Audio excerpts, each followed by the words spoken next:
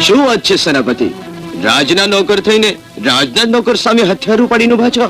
રાજનો નોકર ઉઠીને રાજની આબરૂ પર જ્યારે હાથ નાખે ત્યારે એને ખતમ કરવા રાજના સેનાપતિએ હથિયાર ઉપાડવું જ પડે. કાયર, જબાન પર કાબુ રાખો સેનાપતિ, નહીતર મારાથી આ રાજના તાજનું અપમાન થઈ જશે. તો મારે પણ જોવું છે કે રાજનું અપમાન તું કેવી રીતે કરે છે. આજ તો મારે પણ તારા કાંડાનું કવત માપવું છે. કાંડાનું કવત માપવું હોય તો હથિયાર ભેળા લઈને ન અવાય. હથિયાર વિનાના પર વાર કરું એવો કાયર હું નથી. મેરુ, આ માણકાનો ઘા તો પાણકા જેવો, એક પડશે ને તો પાણી નહીં માગે.